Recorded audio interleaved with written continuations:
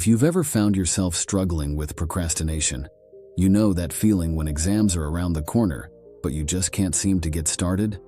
We've all been there, right? Well, I'm about to share a story about Arjun, a character many of you might relate to. He was stuck in the same situation, battling procrastination and the stress of exams. But he found a way out. And the best part? His journey reveals 6 practical tips that could be the key to unlocking your potential and breaking free from the chains of procrastination. So if you're ready to discover how Arjun turned his life around and want to learn how you can do the same, make sure you watch this video till the end. Trust me, you don't want to miss out on these life-changing tips. In the heart of India, in a town bustling with life yet holding on to its traditions, lived a young man named Arjun. Arjun was in his late teens, tall and lean, with thoughtful eyes that often seemed lost in a world of dreams. His life was a mix of modern challenges and age-old customs, a balance he found both comforting and confounding.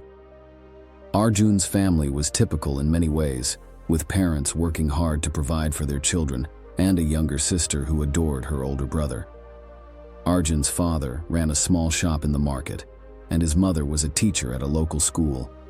From his mother, Arjun had inherited a love for learning, but unlike her, he struggled with focus and discipline, especially when it came to his studies.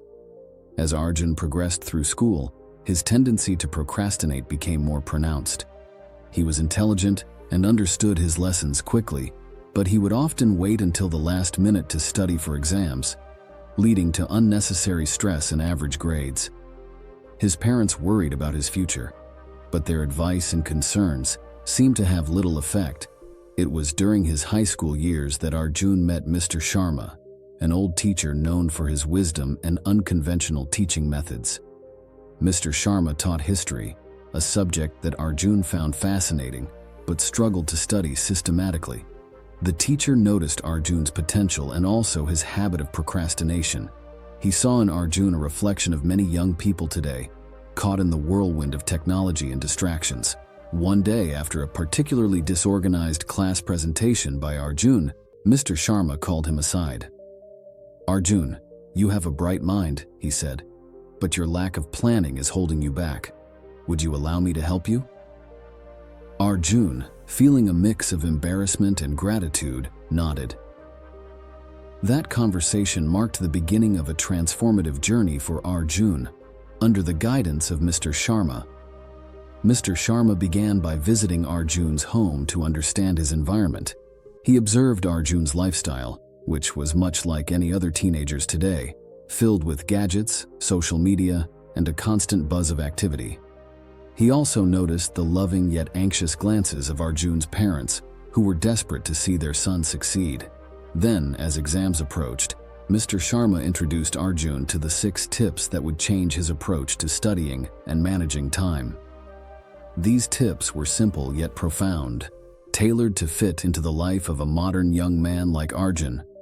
Mr. Sharma's first tip was about planning. He encouraged Arjun to create a detailed study schedule, allocating specific times for each subject. "The key is to visualize your goals and the steps to reach them," he said. Arjun, taking this advice to heart, made a timetable, breaking down his syllabus into manageable parts, assigning time slots for each topic. The second tip was setting small, achievable goals. Mr. Sharma explained, "When you aim to study a whole chapter in one day, it can feel overwhelming. Break it down into topics or even pages." Arjun started doing this, and soon, the satisfaction of ticking off small tasks kept him motivated. The third tip was about removing distractions. Mr. Sharma advised Arjun to create a study environment free from interruptions. This meant keeping his phone and other gadgets away during study hours. Arjun found this challenging at first, but as he began to experience undisturbed study sessions, his concentration improved significantly.